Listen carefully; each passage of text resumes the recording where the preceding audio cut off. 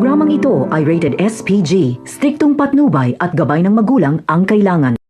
Akala ni Edwin ay matutuwa ang bayaw niyang si Ramon kapag makita siya nito. Ngunit dito siya nagkakamali dahil mararamdaman ni Edwin ang matinding takot na ngayon niya lang naramdaman dahil gusto siyang patayin ni Ramon para hindi na siya makapagsumbong pa kay Mokang. Matinding pagmamakaawa ang gagawin ni Edwin kay Ramon, buhayin lang siya nito.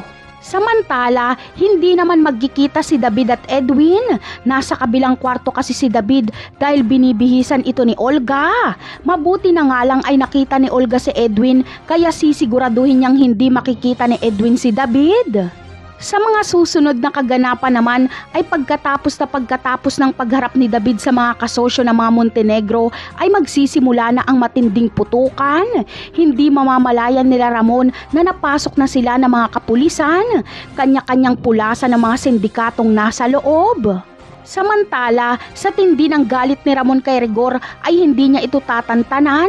Masusukol ni Ramon si Rigor dahil papaulanan niya ito ng bala at pasabog. Walang magagawa si Rigor kundi tumakbo at magtago.